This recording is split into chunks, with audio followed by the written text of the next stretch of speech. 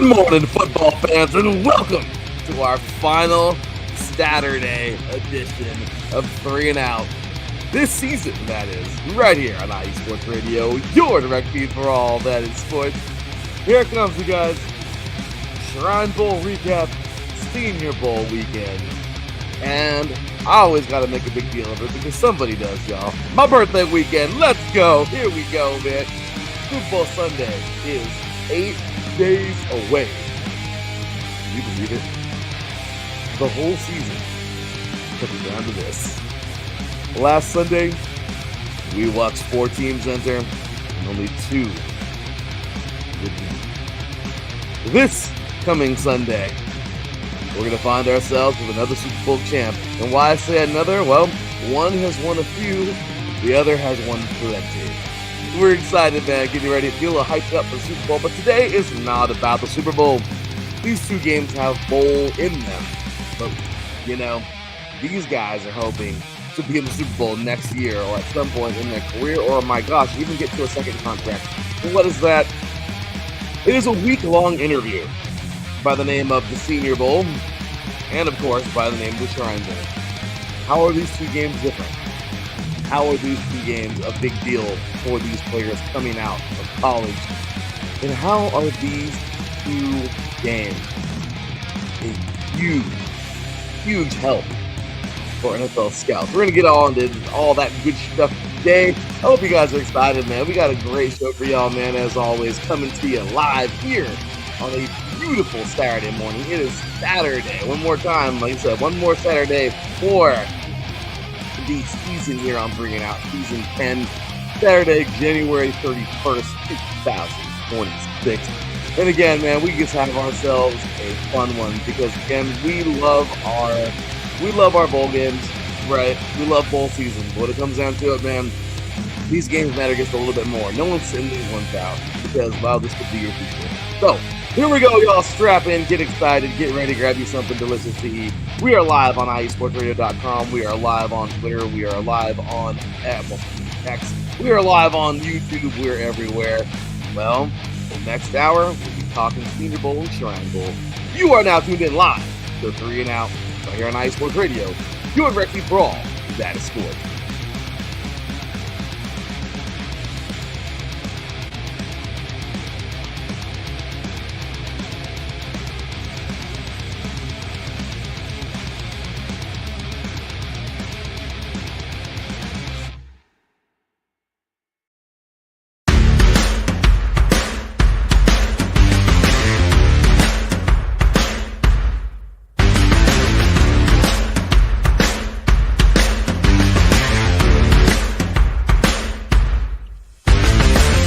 IE Sports Radio fans, this show is brought to you by Planet Jerky Premium Brisket Beef Jerky. Planet Jerky is the official jerky of the 2022 California League champion Lake Elsinore Storm, single-A affiliate of the San Diego Padres. This all-brisket jerky has gluten-free options, contains no MSG, no sodium nitrate, is low in sugar, and high in protein. Go to their website at planetjerky.net and follow them on Instagram at Planet Jerky. Planet Jerky, the jerky that's on a whole other planet.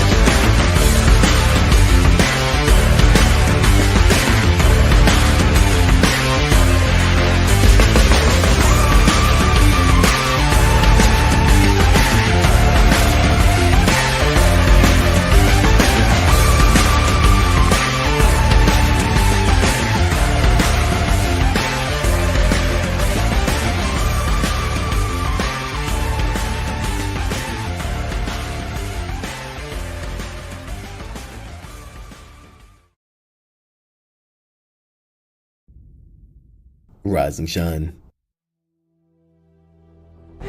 It's 4 a.m. The stars are still out. The sun is beneath the horizon, but it's time to punch in and go to work. The comfort of your warm-ups turns into the grinding out of your reps as the clinking and the clanking of the plates create a symphony of euphoria. There's no other feeling like it. Earn it, burn it, and take what's yours.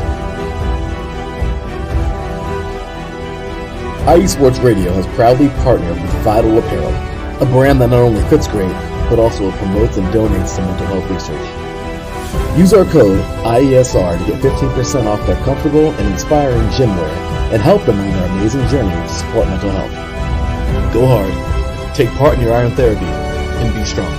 Because when your mental health is as strong as you are, there's no telling how far you'll go.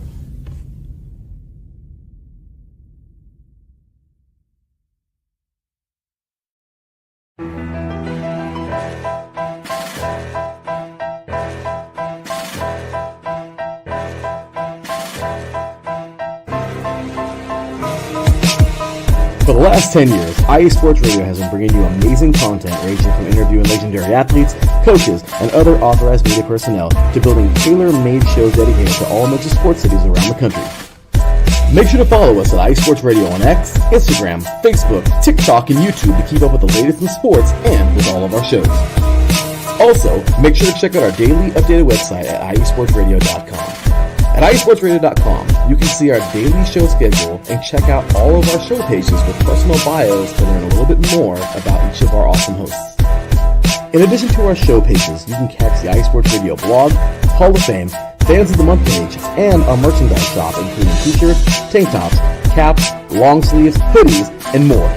For now over a decade here at IE Sports Radio, we've continued to be by the fans, for the fans, and we thank you all for your support and for making IE Sports Radio your direct feed for all that is sports.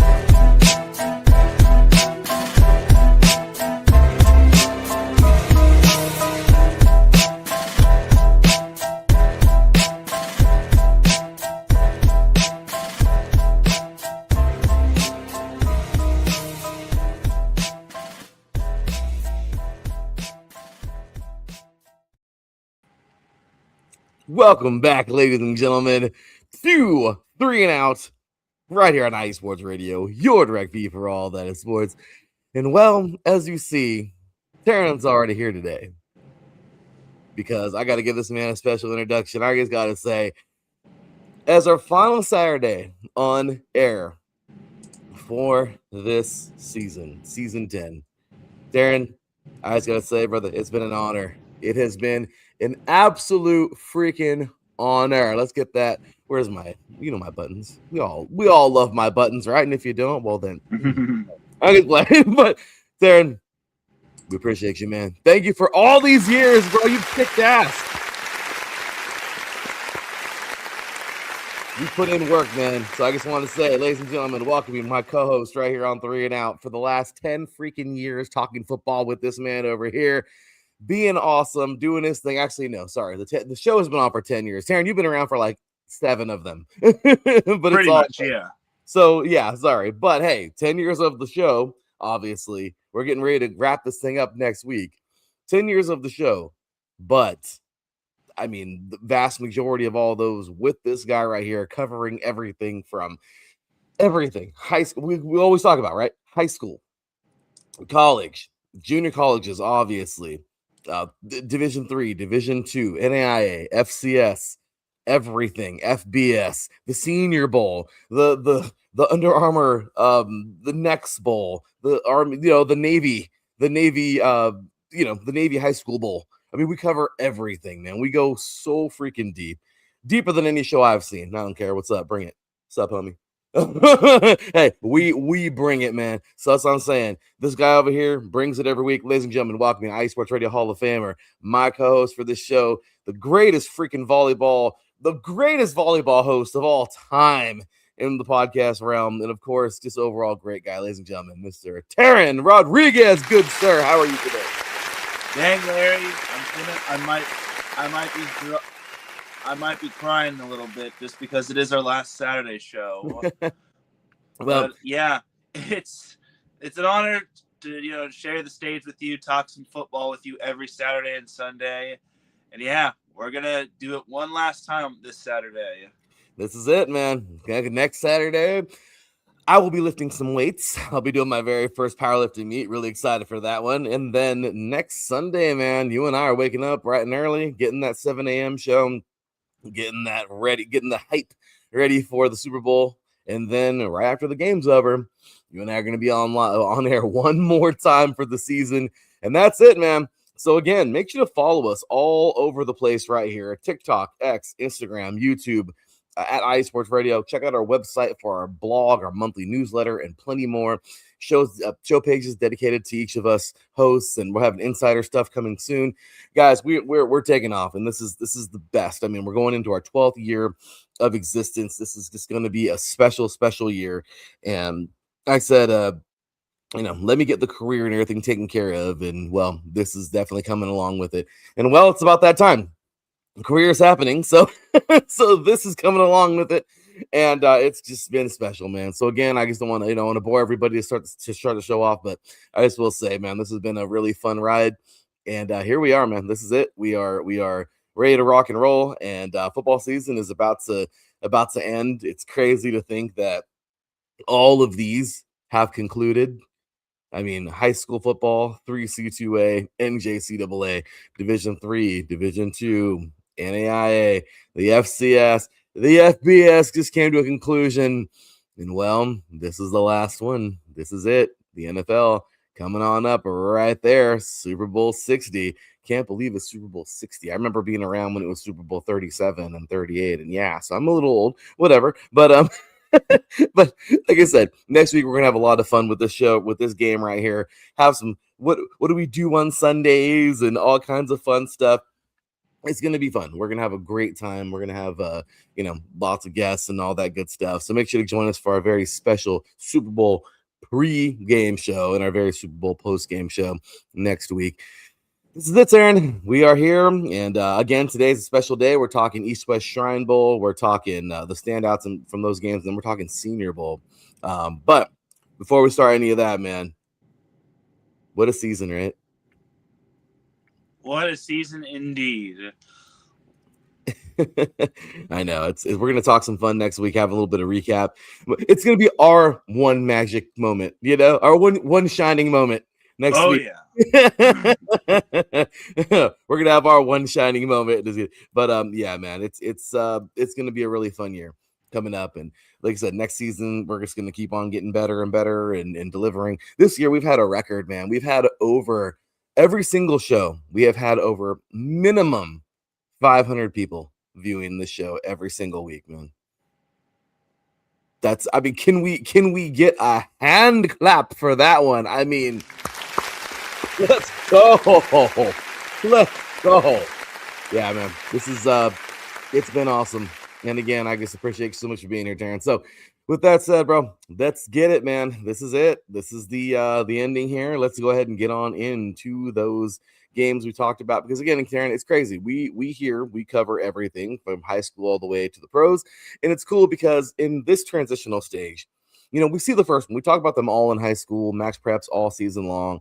And then we get to see them transition we get to see them play in these big games, the Polynesian Bowl, the Navy High School American Bowl, the Under Armour Next Bowl. And it's crazy because you see them go to the next level, right? You see these guys go to the next level. Not everybody makes it. It's just the reality. But then for the ones who do make it, now guess what, Teran? This is the this is the Navy Bowl, right? This is the Under Armour Next Bowl. This is the Polynesian Bowl, because now we have these all-star games for college. Not everybody made it. Not everybody that was in this game, that was in those high school games, 4 years ago, 5 years ago, makes it to these games. But for the ones who do, here they are. And kind of crazy, sometimes the players who didn't even get to play in those games from high school because they went under the radar, they walked on or something, well, now they get to play in these games. So this is all about draft stock. This is all about ramping it up and putting your best performance out there. Really, the week has been fun. It's all about getting that week up there, and that's the deal. You gotta make sure you're playing as best as you can versus all this talent on that field. And that's what also makes this game, these two games, very special. Now, quick difference here. I know some people are saying, well, why are there two of them? Well, there's a bunch of them. Okay, we talked about this already. I mean, the Tropical Bowl got canceled this year, which is kind of sucky. But I mean, we have other games we've been talking about too, Teran. Just in case anybody's been under a rock or hasn't been tuning in or anything, the Hula Bowl is another one that's a big one. We talked about the Dream Bowl this year, which includes D2, D3, and NAIA players, which is pretty cool. Like I said, Tropical Bowl got canceled, but these are all different games. But the two big ones, now those ones again have smaller. I wouldn't say smaller guys, but guys who are more undersized like myself, or guys that aren't projected to go super early in the draft. These two games, well, you're gonna get guys that are going heavier. That are going higher. And this is it. This is you get your interview right here. You want to interview for this job? This is it. So, East-West Shrine Bowl. What is this? For those who have no idea what it is, for those who might have seen it a couple days ago on Tuesday evening and was like, "Hey, how come these guys have different color helmets on?" What is it? Well, I can tell you for one. Whoops, we got to stop messing with the thing. I can tell you one that this is like the second tier game. Okay, this game is not. Okay, and I will repeat, is not like the premier one, but it's really close. A lot of these guys are going to be playing at the next level. Okay, but these are like, a lot of them could be some first rounders in here, but it also depends. Maybe some second rounders, third rounders, more so, fourth, fifth, and so on. Undrafted guys, possibly they're just putting together one more part of their resume. And now Senior Bowl, the majority of these guys are going to be drafted. Okay, not everybody. Again, you're going to get some guys who go later, but there's only I think 240 some draft spots. So yeah, Teran, anything to piggyback on that?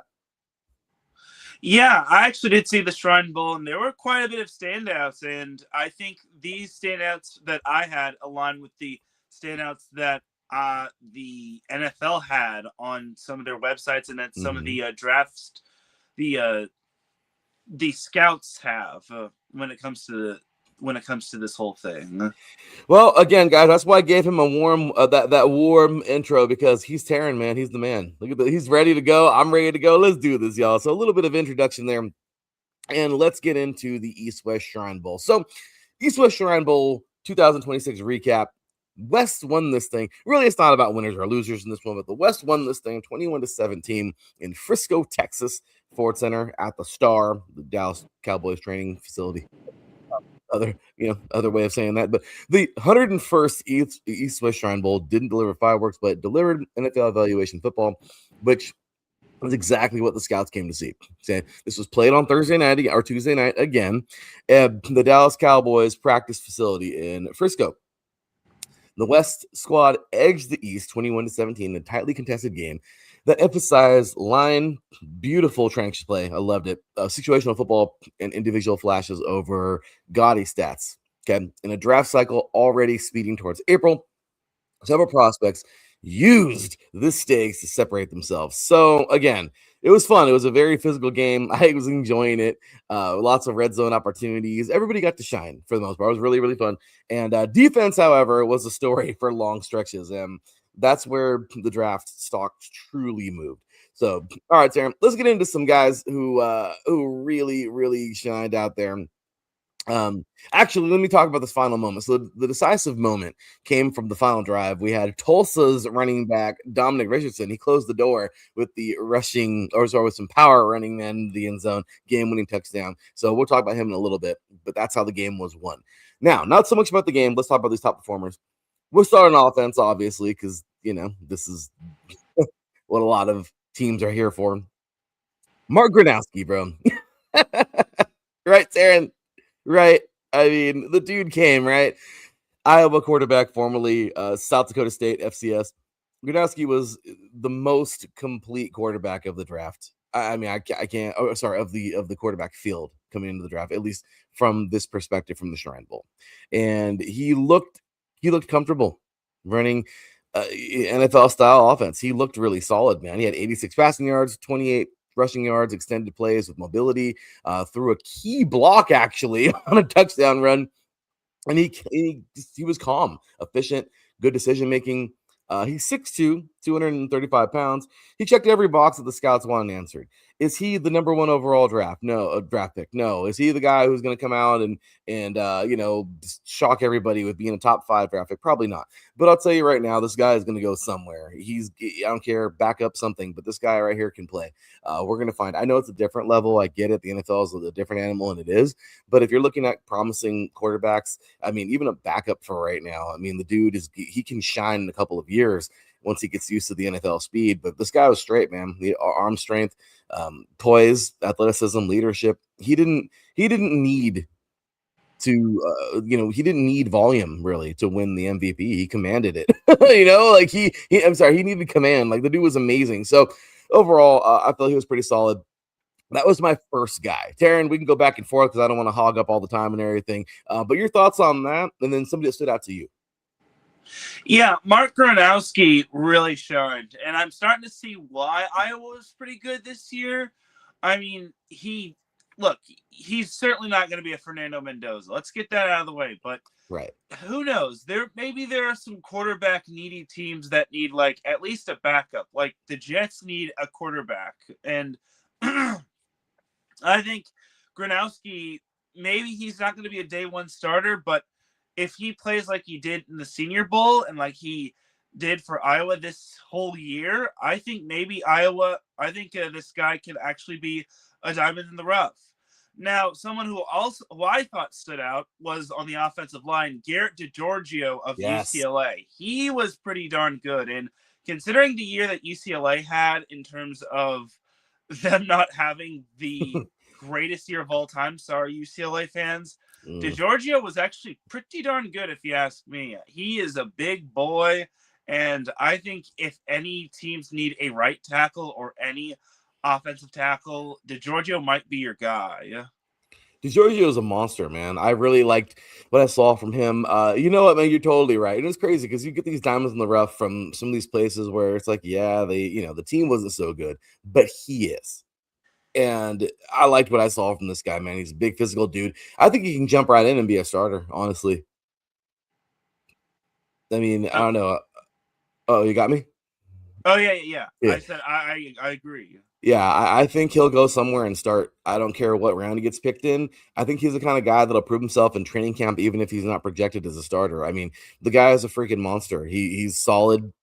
He's got a lot of upside to him. He's huge. He's got big size. I mean, overall, man, he's got a lot of upside, and he did play a really, really, really good game. That's why earlier, and I'm happy you said it because I was going to name him too, but now that you did, I'll take him off my list. But I don't want to be redundant. But dude, he's a trench guy. You know what I mean? He's going to go to freaking war. Like he's here. He's here for it. He's not just there to be a big body. Okay, like some offensive linemen, they're just so damn big they can stand in the way. And well, if they just get in your way, and use their weight for 3 seconds, they win. No, this guy's actually going to fight you. You know what I mean? Like he's actually going to keep you away from the quarterback. So I love it. Good footwork, strong dude. I can't wait to see what he does in the combine.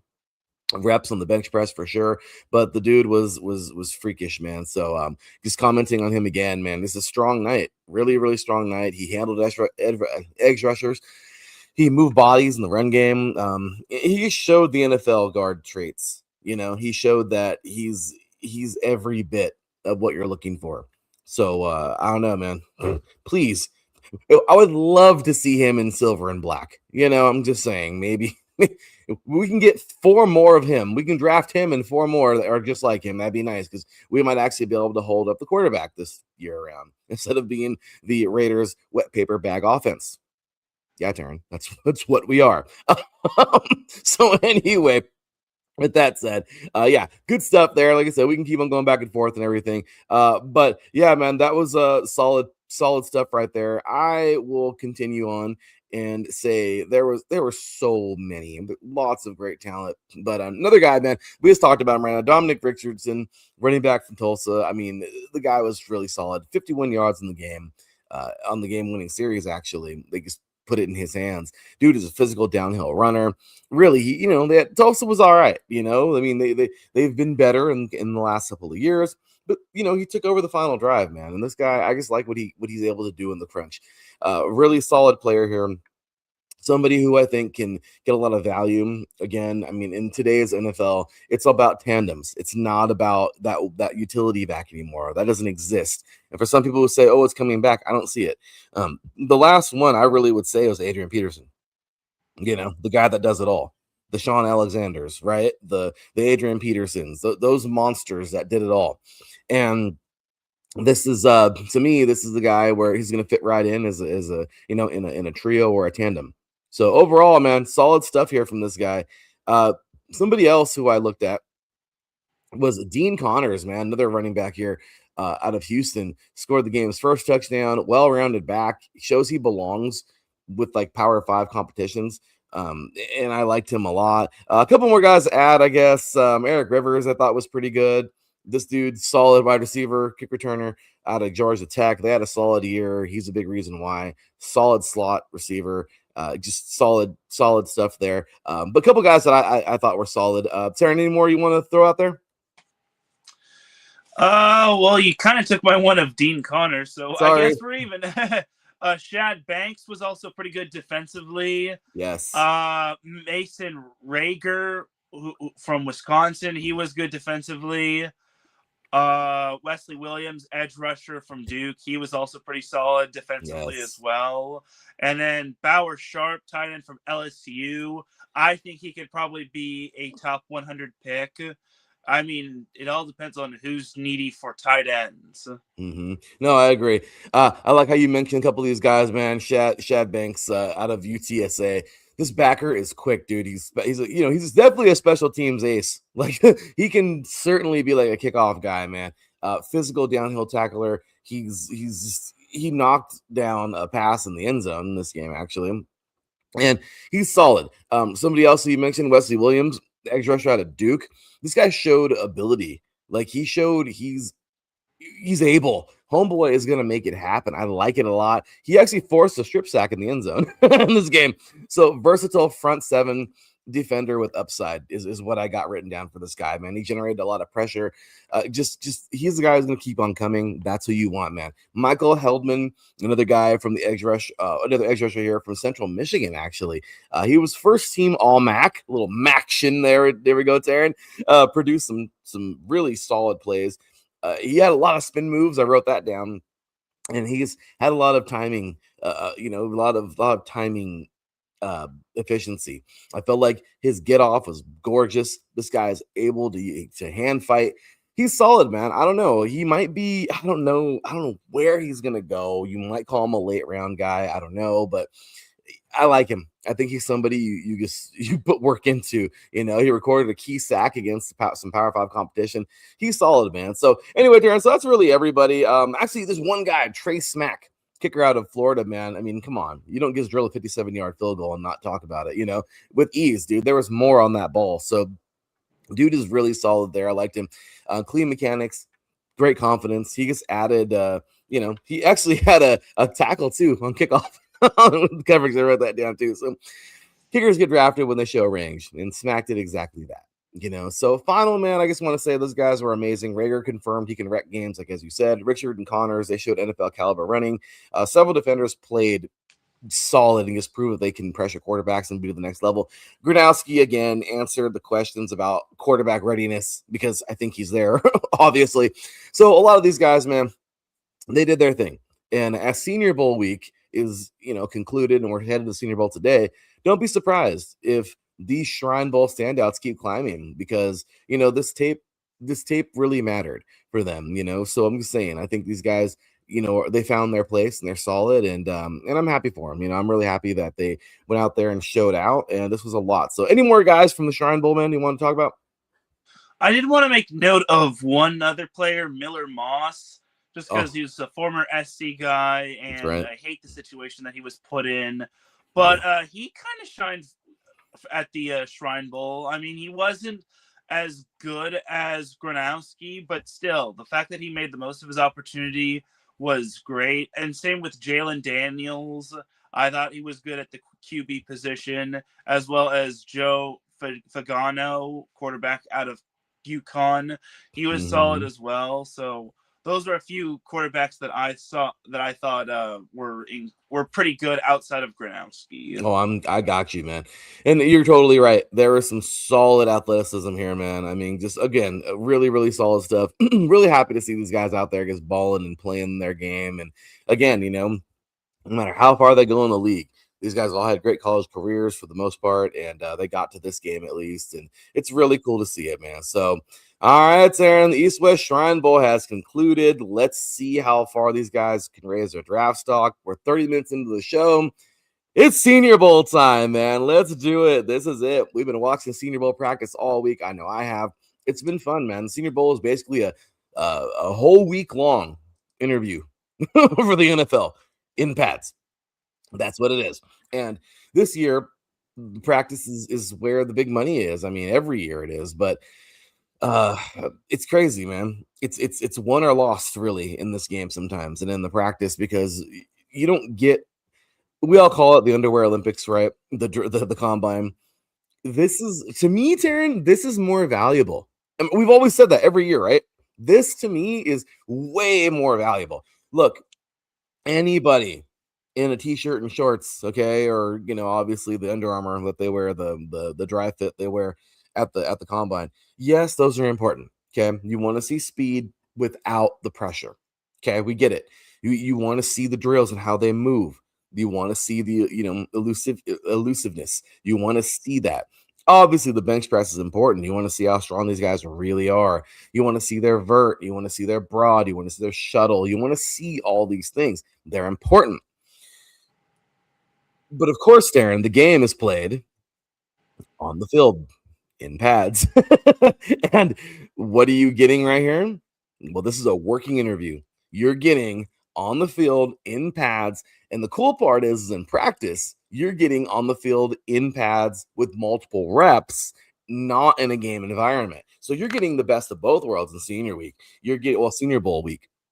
You're getting these guys who are facing, top competition. In practice is practice, dude. You come out, you warm up, stretch, all that good stuff.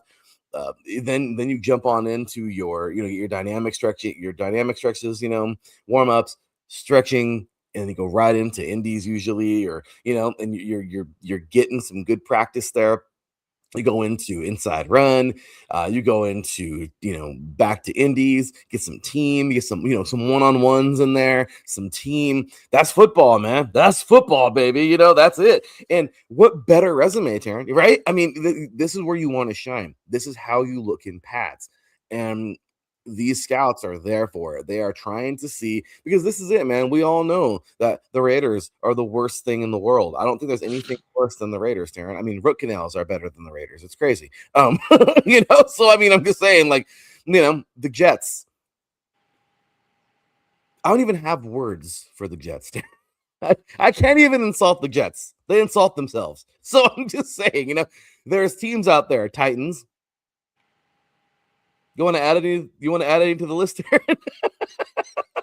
Yeah, at least the Raiders will have the number one pick, and they have upside. The Jets, yeah, I know. The Giants might need some improving, even though they've got the roster. They just need the staff. The Titans still need the Cardinals, probably.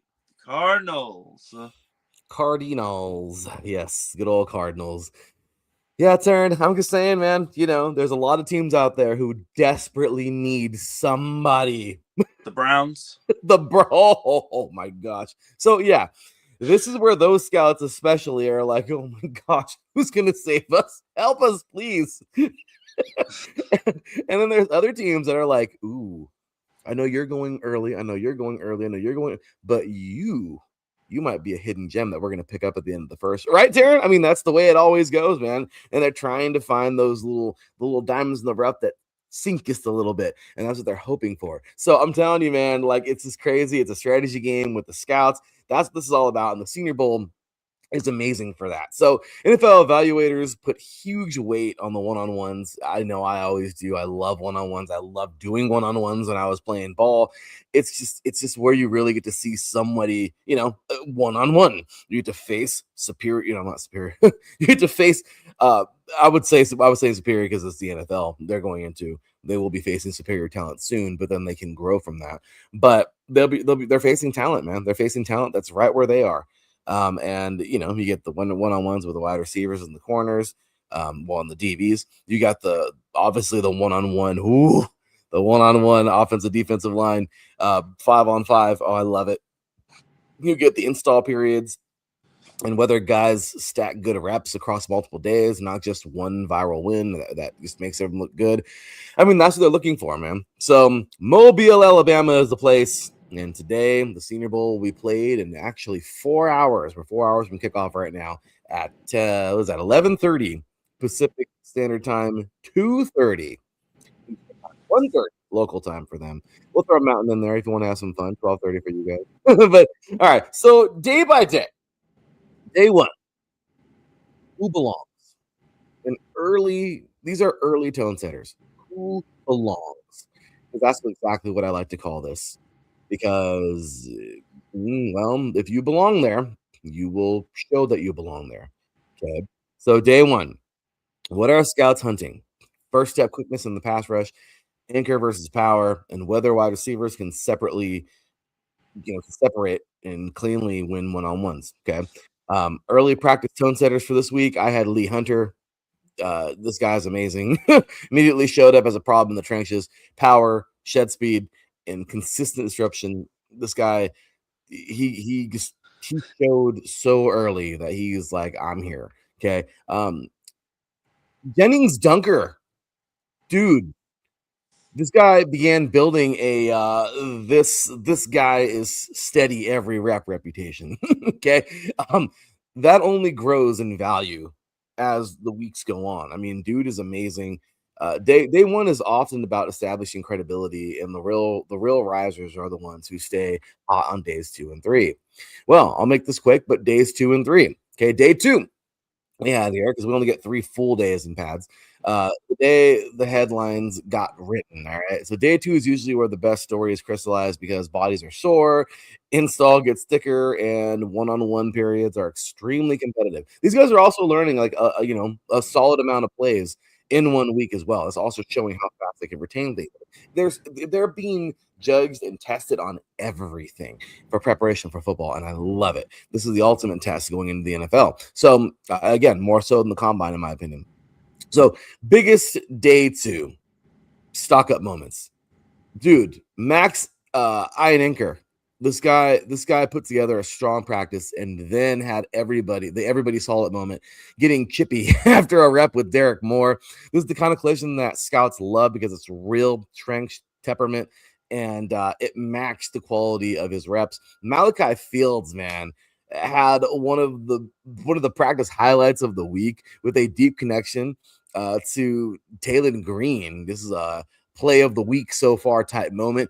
Jacob Rodriguez kept flashing while he's being labeled as one of the most instinctive football players on site, capped by a by a pick to close practice. We had Bud Clark kept making plays, showing ball magnet behavior that translates cleanly to the NFL rooms. And then, of course, we had James Brockmeyer, man, showed up in the interior for the NFL as a legit, interior, obviously, but, somebody's going to like him in the NFL, but interior battle here as legit anchor and hold-up guy, which means a ton in Mobile. And then finally, and then Teran, you can take over from here. Day 3, attrition versus who stacks up reps. Day 3 is where you learn who's real. People are banged up. Some guys sit, and standouts are the ones still winning while tired. Day 3 themes of standouts. I had obviously TJ Parker, man, continued to show as one of the best rush threats in the building. Kyle Lewis, he kept popping, man. The write-ups consistently frame him as an always around football player, man. This guy is here. Cole Payton came out of the week with the best practice pecking order, in my opinion, reviewing along, among the national team's quarterbacks and reports. I thought he was solid. And then we have here Tanner Kazoil. I screw his name up, but he got praise, as you talked about, Teran. We brought him up before. Top tight end of the national team by the end of the week. So really, from practice, that was it. I have all my major guys that stood out to me there. Not getting into the game, obviously, talk about practice. Teran, who were your standouts? I don't know what it was, but you really read my mind when it came to Genning's dunker. He really stood out. And here's a little bit of a backstory about Dunker. So obviously right tackle out of Iowa. He dominated the Senior Bowl. He has one of the more insane diets, if you ask me. Like, if you see his diets, it's like day before game day, 5:30, and then day before game day, 8:30 p.m. And then during game day, it's like so crazy, if you ask me. And then during game day, it's like amazing. He also has an insane mustache and mullet. He was named but for all seriousness, he was first team All Big Ten, which is a massive honor because that is one of the more premier conferences in football. And he did not let anything go by him in the 1v1 period. So I think he was definitely a great standout. Sorry. And then another standout was probably a wide receiver that most people probably didn't see coming, Tyron Montgomery. So he's a Division III wide receiver from John Carroll, but he didn't start playing until he was 21. So he originally walked on in 2019 as a basketball player for LSU, and then he had to step away due to personal reasons, but he walked on at the University of Houston as a football player, but unfortunately didn't pan out for him. So then he decided to play flag football in the Olympics, which eventually helped him land at John Carroll University. And then last year and then the previous year, he had breakout seasons, which helped him land at the Senior Bowl. And he's really been one of the more surprising wide receivers in terms of the Senior Bowl. So Tyron Montgomery is a name to watch for.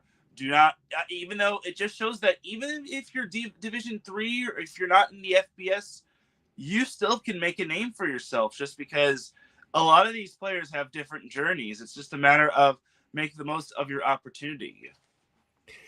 Dude, I love the story. I didn't even know that. I love that. I mean, obviously, look how far John Carroll went this year. We talked about those guys. I mean, my gosh, they went and John Carroll, man, going back to that Division III semifinal where they played on a frigid day back in December versus North Central, the team that knocked them off, obviously.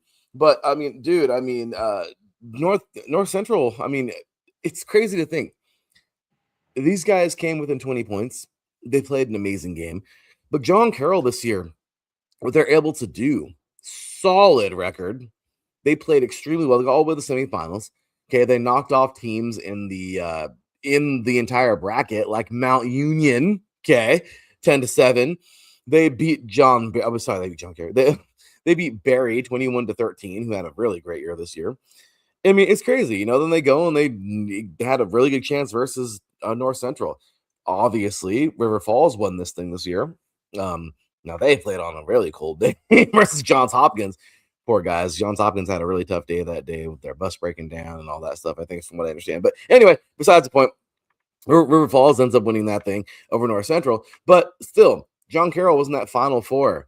And it's really cool to see that, obviously this guy right here is a major reason why they even got there. Montgomery. How about that, dude? I mean, it's really cool to see that when you see these moves made and now these guys out there. I mean, overall, man, what did you think about him overall? I mean, do you think somebody's going to take a chance on him in the earlier rounds, or do you think he might be a later round guy? What do you think?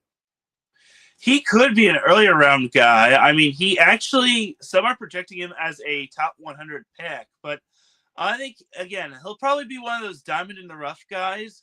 I mean, hopefully he gets on everyone's radars, especially for those that need like a wide receiver. Mm-hmm. I mean, will he be a wide receiver one in this matter of weeks? Probably not, but he's going to work his way up to the top. And who knows, maybe he might be the next like Tyreek Hill.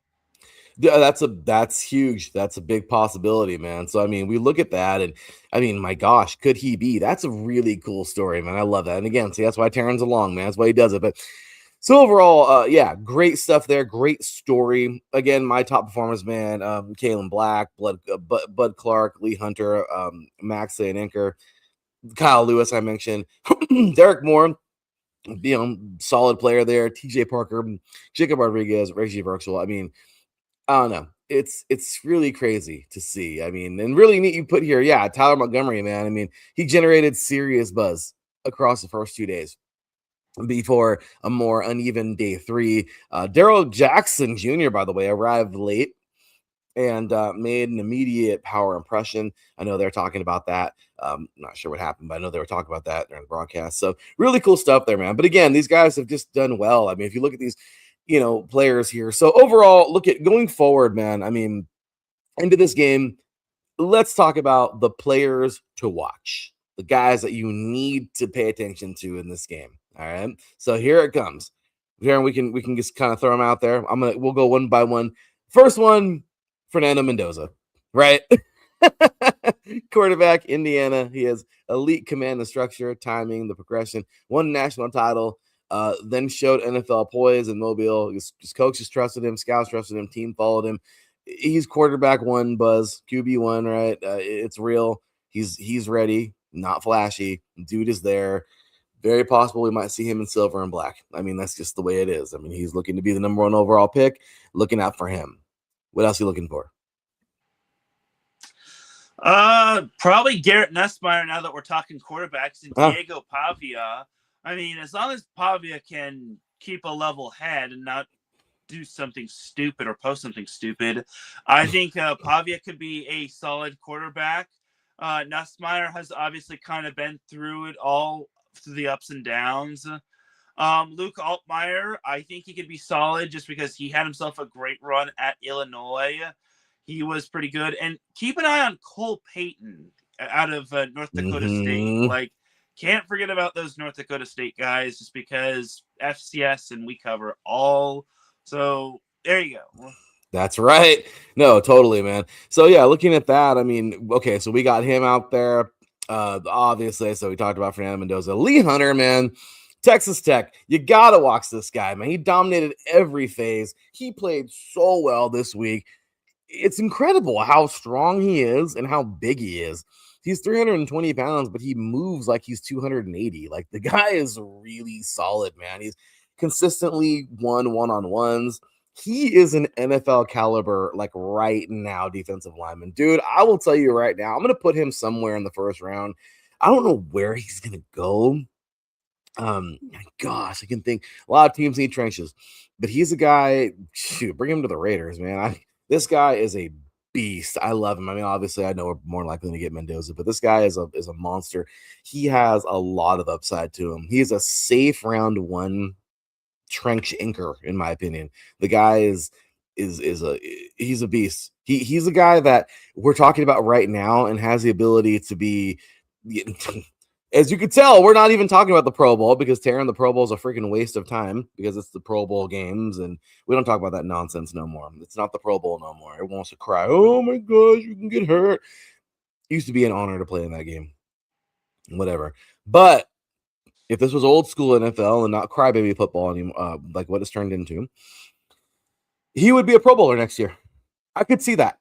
I could see this guy, okay, Lee Hunter, being a freaking Pro Bowler by his rookie year. I mean, the guy he's solid. I like him. I like what he brings. He's a freaking monster. So I like him a lot. Another one, TJ Parker.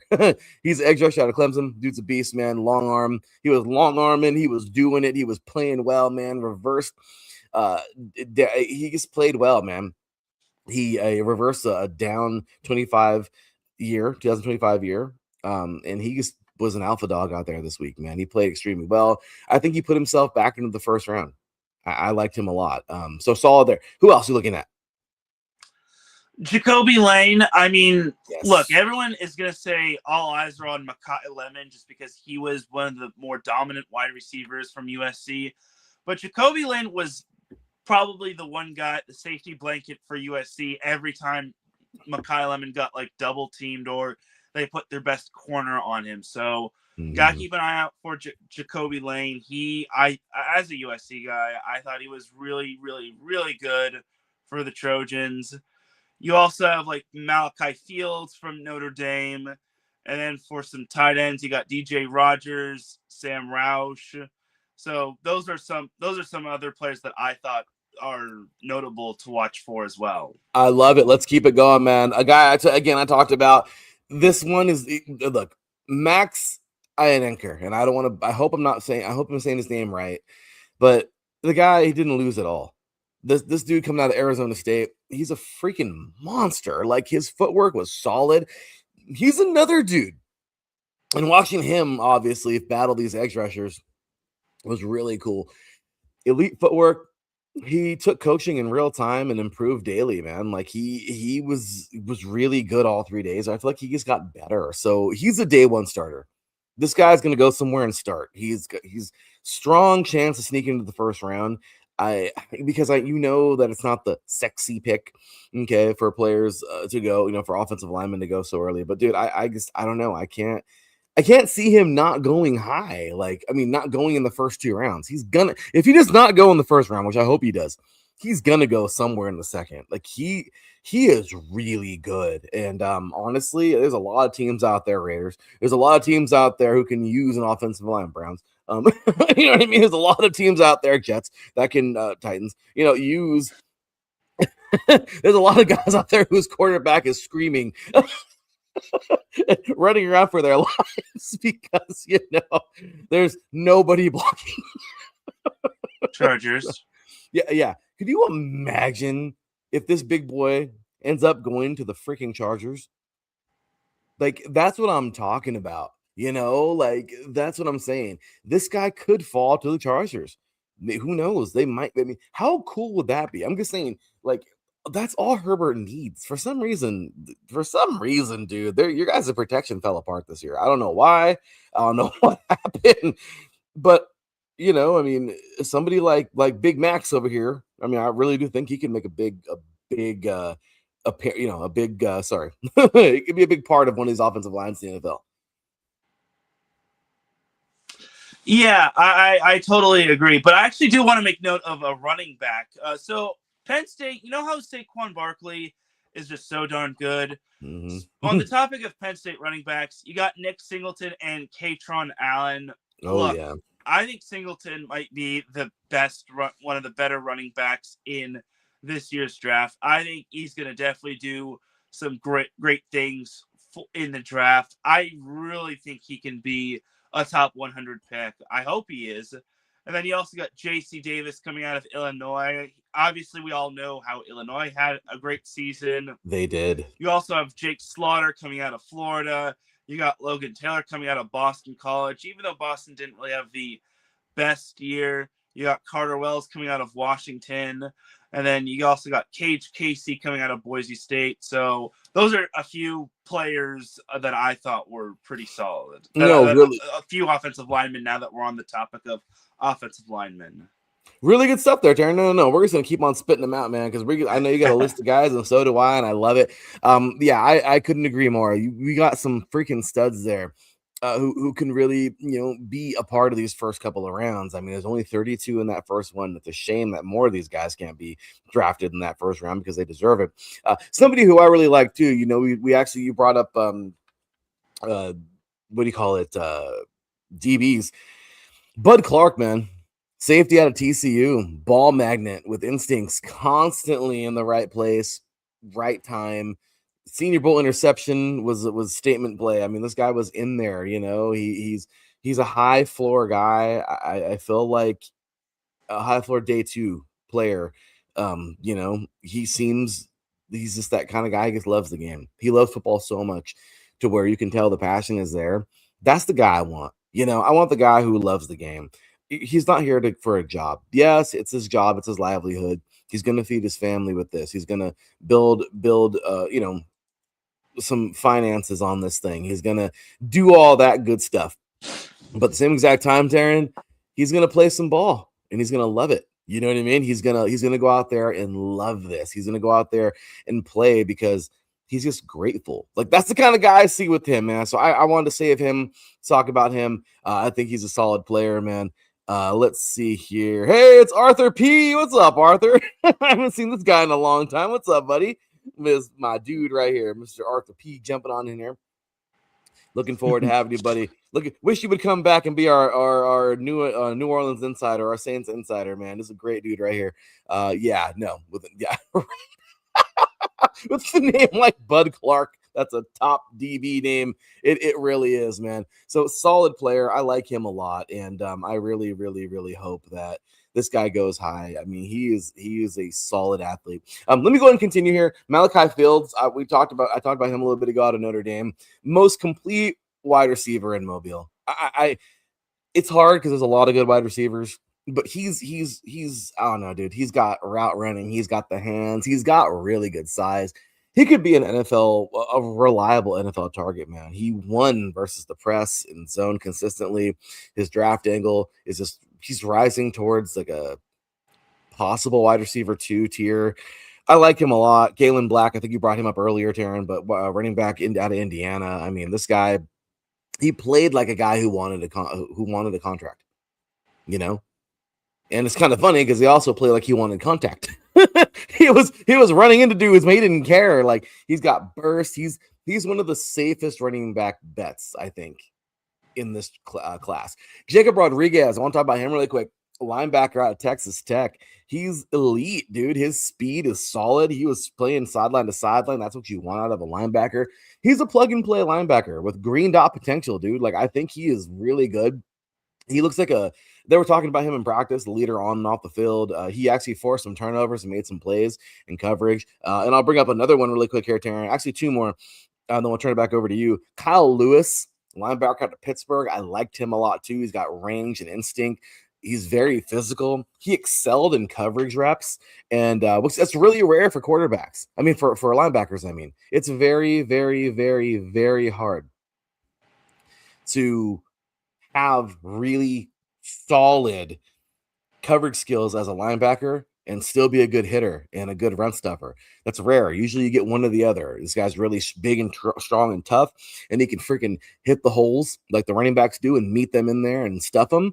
Or he's really but he lacks coverage. So where a lot of tight ends win over the middle.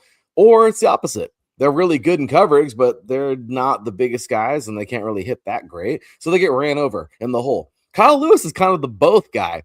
I'd like to see him go pretty high. I don't know how high he'll go. He might be a second round guy. But dude, if he gets picked up somewhere early in the second, he could be a steal. I don't know where he's going to go or what round, but I like him a lot. And then Reggie Virgil. And we'll talk about him really quick. Wide receiver out of Texas Tech. This guy was really good too. I liked his vertical, his getting up there. He got up there. Okay. He's a late riser who could shock people on day 2, maybe, of the draft. Smooth athlete with legit deep speed. And I just felt like he was ready. You know, he came out and played well. So anyway, Teran, go ahead. Continue on. Who else did you have? All right. So I have yet to name any defensive players. So you mentioned Bud Clark. He was a big name, obviously. But on the topic of safeties, Kamari Ramsey was another name that I thought that people should keep an eye out for. AJ Halsey out of LSU. He's big. Deshaun Singleton. Moving on to the cornerbacks, you've got TJ Hall out of Iowa. You've got Hezekiah Massis out of Cal. Takaro Davis out of Washington. You also got Thaddeus Dixon out of North Carolina. And then linebacker, you've got Keyshawn Elliott out of ASU, Jack Kelly out of BYU, Xavier Sorey out of Arkansas. And then edge rusher, you've got Keon Crawford out of Auburn, Danny Dennis Sutton out of Penn State. That's another name to watch for. And then you've got Gabe Jacas out of Illinois. Yeah. And then lastly, out of Iowa, I got Max Lewin, who I think is someone to watch for. Oh, might as well name someone out of Miami. Akeem Messidor. That's an edge rusher to watch for as well. Solid players, dude. And really, I mean, speaking of Messidor, he had a pretty good week in practice as well. But right now, you know, I just feel like this is it. You know, we're coming in on the home stretch, and this is it, guys. Like, this is the end. You have to make sure you are giving everything you possibly can in every single chance you get, because this is it, Teran. This is where, and yeah, look at this, man. Arthur P. Yeah, Mansour Delane. Truth, man. I mean, you get some monsters. You know, we're getting some solid athletes coming out of this thing, man. and we're gonna see who goes where. Awesome, man. Arthur P. Hey, we miss you too. And now I get you. Yep, you're right. Never say never. Maybe we'll see him again coming up, man. We need a solid Saints insider. I'm just saying we need somebody. So, but yeah, Teran, I'm really excited because this is a very crucial week, and we talked about that already. Like this is something where we truly, truly, truly need every bit of your athleticism laid out on the line, because you could never get another chance again. And I get it. It sucks, but it's also very real, right, Teran? It's real. It's super real. It's the realest thing in the world, because this may be your one and only shot. And if this is your one and only shot this week, make the most of it. So I think these young men did. And I'm really excited for today. I think we're going to see a lot of strong upside to the guys that we talked about. We might even get some surprises, Teran. We might even see some guys we're like, whoa, we didn't think you were going to be that good today. Like, and that's kind of mean to say, but I'm just saying, like it's all speculation and all that good stuff. But what I do know is we're ready to go, man. We are a solid, these guys are ready to go. They're a solid group of guys, and there's a lot of upside to so many of these players, man. So it's exciting. I'm really excited to see who's going where, who's going to do what. And I just feel like whoever can stand out, like we've seen it happen so many freaking times over the years. Somebody pops out, I'll tell you right now, dude. And let's go ahead and get into this last segment here really quick. Sleepers. Okay. I already have one. I had one already, but I'm going to switch it. I'm sorry. So I want you to go first. If you take him, you take him. But who's a big sleeper for you in this game? I'll take Drew Shelton. If I haven't named him off. If I haven't named him. Offensively, I'll take Drew Shelton. And then for interior defensive line, I'll take Jeffrey Mba. Yeah, dude, Shelton, man. I mean, this guy coming out of the IMG Academy, actually. Dude was a monster, man. Played for Penn State. Really, really did well. He's somebody who I can totally see. Dude, I have a sleeper, and I'm sorry. I'm stealing your thunder here. I'm going for Montgomery, dude. I want to see him out there. I want to see him do something. I would love to see him play well and prove. Yeah, like a D3 guy can go out there and ball. I mean, again, we talked about before, and I always bring this guy's name up because he's like one of the only ones we've seen, at least in the recent future. Cecil Shorts out of Mount Union, man. I mean, this guy was awesome, D3 wide receiver. And he made himself a decent little career in the NFL, So I love that. I love when we see, these guys come out and they become stars, and it's crazy because they're just so underknown. Do you know the history of Adam Thielen, by the way? Yeah, I do. Nuts, right? Yeah, wasn't he like undrafted and then he like bounced around the NFL and then he made a big name for himself with the Vikings? Well, even crazier, dude. Like he didn't even get drafted. He was just working and just was like, I'm trying to get a shot here. Gets pulled onto a practice squad because they needed somebody because numbers were falling, and he's made his way onto the Vikings, dude. I mean, it just goes to show you never give up. Like this guy was like, he played what do you call it, at Mankato. This guy played at freaking Mankato. It's a Division II school, man. I mean, you know what I mean? Like that's what I played. It's like he fought his way on. Ollie Marpet. Look at this guy, man. Freaking monster out of Hobart a couple of years ago. Who else are we talking about? Oh my gosh. Tyreek Hill like Division II or Division III? Tyreek Hill was now they're Division I, West Georgia, but he did play for West Georgia. And it's really cool because he was like solid, man. Like he was solid there. But he freaking played Division II football. So it's crazy to see. We have that. There's another dude, Ryan Jensen. Does that name ring a bell, Teran? It does, yeah. Ryan Jensen. He played Division II, a team that we know, Colorado State Pueblo. Yeah, he was an interior lineman. He was Tom Brady's freaking center. Okay, like as a matter of fact, How crazy is this? And then we talked about this in the past. How cool is this? Okay. You can't get cooler than this. I love this. This is one of my favorite things to bring up when I talk about the guys who are not the ones who aren't supposed to be there. In 2021, I believe 22. Obviously, the Buccaneers. When did they beat the Chiefs? What year was that? Was that 2020? 2021. That was post-COVID. Post-COVID. Teran, let's go over that entire offensive line. Obviously, we have Donovan Smith, who was left tackle. Penn State. Okay. Big time school. The other tackle, Tristan Wirfs. I think we know who that guy is, right? Oh, Teran? yeah. I was about to name him. Yeah, the guy who hang cleaned like 455 pounds. That's insane at Iowa or something like that for like reps. Okay. Beast. Iowa. Let's talk about his interior line, Teran. Left guard, Ollie Marpet.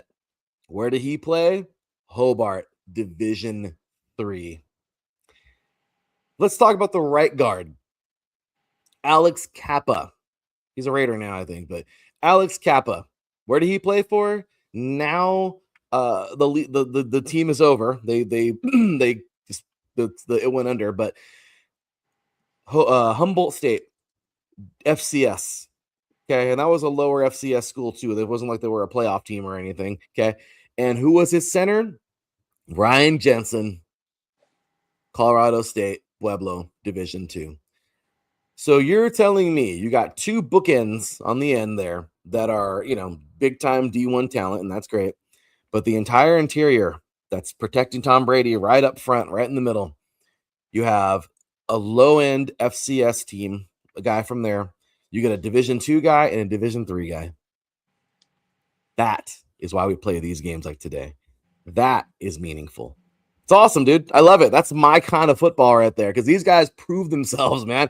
And I remember seeing Alex Kappa. We talked about him a couple years ago in the Senior Bowl. I mean, it's awesome, dude. Like we've seen so much talent come in and out. So it just goes to show you, man. Again, it all comes down to how well you play in this game and how well you show out in pads. Because I'll tell you right now, it doesn't matter. And I know some people could be, oh, come on, man, that's bull crap and whatever. You know what? It might be to some extent. Okay, sometimes you can just have a bad game. But I'll tell you right now, especially for the guys up and coming, and maybe even for the guys who are the stars, if you don't look so good in this game versus that kind of talent, or if you didn't have the best week in practice, or vice versa, honestly, man, it could slightly ding your draft capital. Because, yeah, you can play all you want to play, in the regular season, and that's my resume, and whatever, and I'm going to leave my bowl game, and whatever, and leave my team early.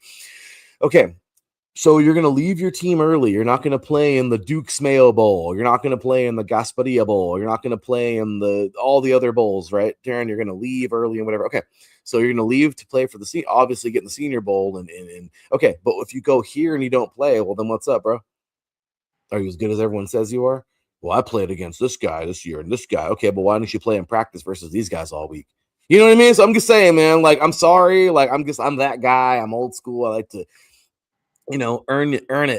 Oh, I did earn it. Okay, well, go and play against these guys. Okay. And when you get to the NFL, who knows? You might have already earned it. But if you get to the NFL and you get slapped around, well, maybe you needed this as a little bit of a wake-up call, or as a little bit of a extra practice for what you're going to be facing in training camp, So I'm just saying, man, this is and I'm not saying guys can't do it, but I'm just saying this is a special week, man. To the guys who partake in this thing, I'm really excited. I think this is a lot of fun for everybody. Senior Bowl week is special, and if you have never been a part of Senior Bowl week, I encourage you, try to go back and find some practices on YouTube from this past week. Go to figure out, who you liked. And if not, just tune in today. We are about 3.5 hours away. Again, kickoff is at 11:30 a.m. Pacific Standard Time and 2:30 p.m. Eastern Time. And there it is, there you go. I mean, it's going to be fun. It's going to be live. It's going to be a really, really good football game. Always enjoy watching this thing. And there you have it. So, Teran, before we're out here today, man, let's do a little bit of fan engagement, a little bit of fun stuff, man. So tell us, of course, and we just put it in the comments, and you'll get back to us. Who knows when? But for you, Teran, what do you think?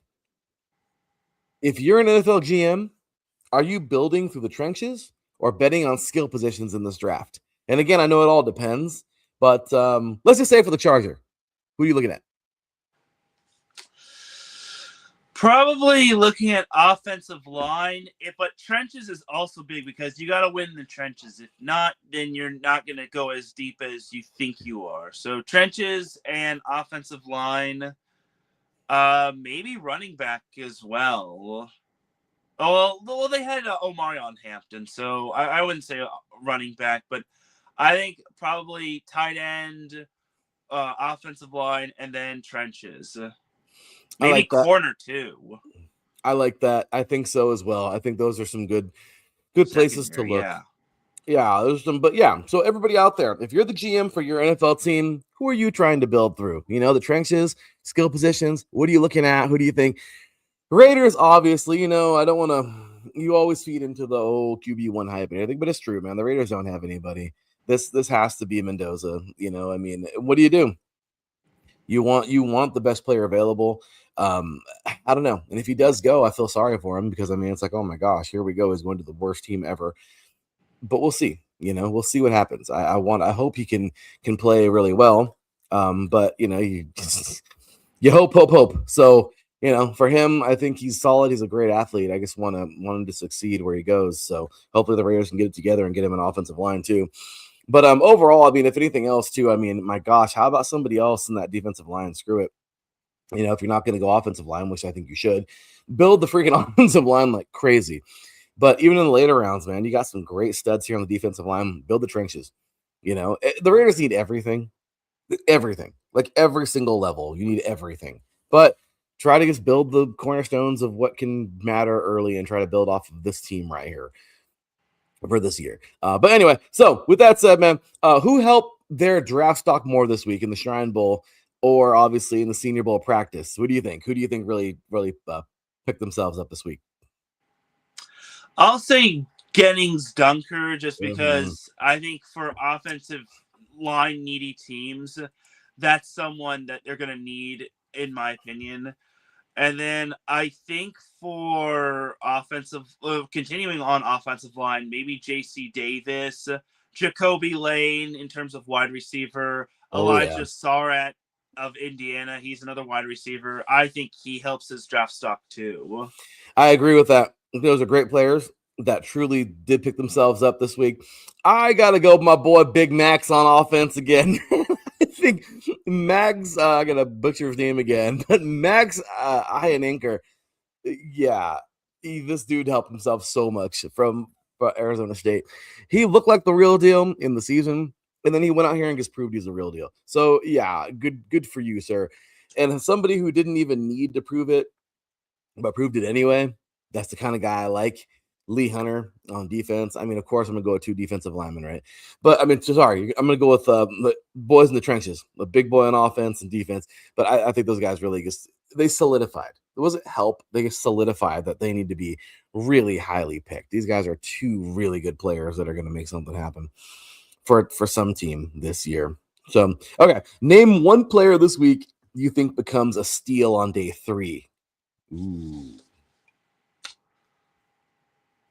I'll say I hate to have to be a broken record, but I think Jacoby Lane. So remember when Amon-Ra St. Brown, I think, was like a 3rd or 4th round pick, and the Detroit Lions got him? Yes. I was really hoping the Chargers would steal him, but he fell right into the Lions' lap, and then they got him, and look at him now. He's a superstar. So I think Jacoby Lane will become the next Amon-Ra St. Brown.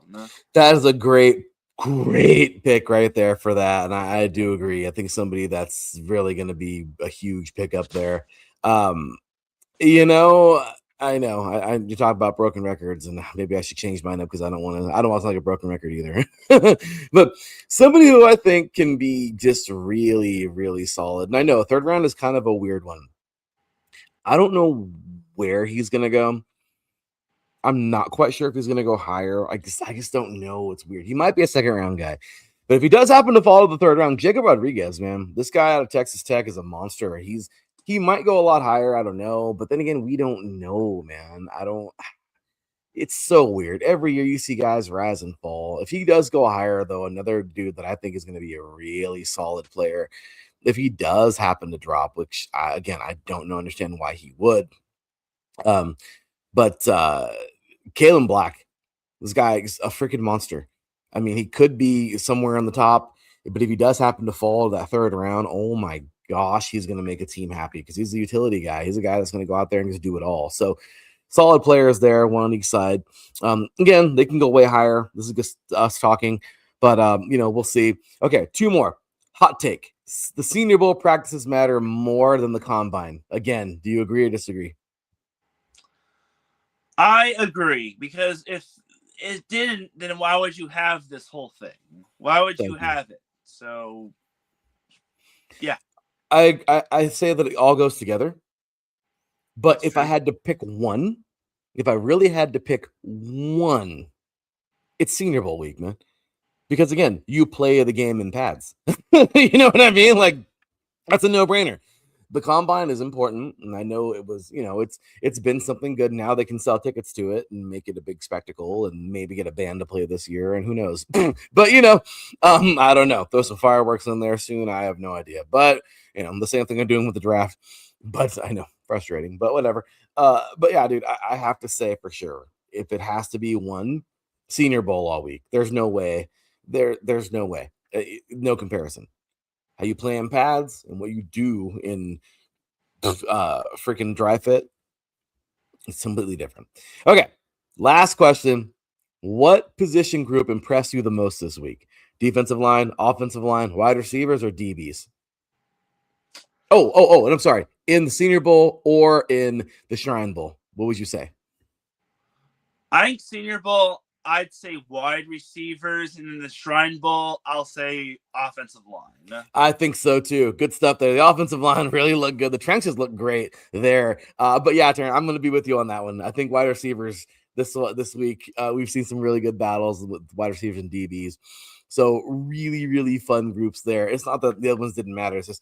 It's a lot of fun seeing these guys go at it, and it just builds more. And we're going to see them go head to head and practice. We see them go head to head in practice. Now we're going to see them go head to head in this game. So this is exciting. We're going to have some fun with it. And are we still good for tomorrow, Teran? You down for one more on tomorrow morning to recap the Senior Bowl? Sure, yeah. All righty. Well, we'll be back. It'll be a short show, but it'll be fun. It'll be on my birthday. So yay. Man, crazy. It's I know, birthday tomorrow. We'll be live on air for a little bit of it. So really excited, man. Looking forward to it. And Teran, this has been fun. So let's do this and close this thing out. 4-3 and out. And there we go, brother. We're off to the races, man. Final Saturday show of the season is in the books. Thank you guys for following along and joining. You guys are amazing. We appreciate you all so very much. It's just crazy to think, we started this thing. We've gone every single Saturday since August 9th. Right, Teran? Oh, yeah. And again, talking everything. High school, junior colleges, both the 3C, 2A, NJCAA, Division III, Division II, NAIA, FCS, FBS, and the NFL. Well, here we go, guys. We have completed our Saturdays. The next time we'll see you is tomorrow for a brief recap of the Senior Bowl. And then next week, it's on, man. That's it. Saturdays are over. One more time in the morning next Sunday for Super Bowl Sunday. And then you and I are going to hit that post game, and it's over, Teran. We will be on for the combine. So give us a couple of weeks, obviously. And we'll be on in that first week of March, last week of February-ish. Let's talk about the combine, obviously. Recaps and everything fun. Comparing that with the Senior Bowl and what players, draft stock and everything. So after that, we'll probably see you like maybe March 6th, about a month. And then that's it. After that, we will see you in April, you guys, for our special draft shows that we like to do. We always have fun. The post-combine show is basically the pre-draft show. And then, of course, we have the draft show that comes on This year, by the way, the draft actually will be. Let's see here. What's the date on that, Teran? Do you know? I forgot. Here it is. April 23rd to the 25th. So there you have it. That'll be. Yeah, there it is. All right, so we will be on probably the 25th at some point, or maybe April 26th. We'll see, or maybe even May 2nd, depending. But there's the draft. We're gonna put it all together. We're gonna have some fun, and that's it. And then we will see you again in April. So in August. So Teran, any last thoughts, comments, anything before we're out here today? No, not really. I think we covered pretty much a lot when it came to the Shrine Bowl and when it came to the Senior Bowl. We sure did, man. If you want to be an insider, IE Sports Radio Insider application over at IESportsRadio.com. Go check us out. Show us some love, man. Be a part of us. Tomorrow, recapping the Senior Bowl and getting you ready for Super Bowl Sunday for next weekend. With that said, from my boy, Teran Rodriguez, from your boy, Larry B, we will see you tomorrow bright and early on my birthday, baby. Until then, take care. And as always, God bless. Peace. Peace.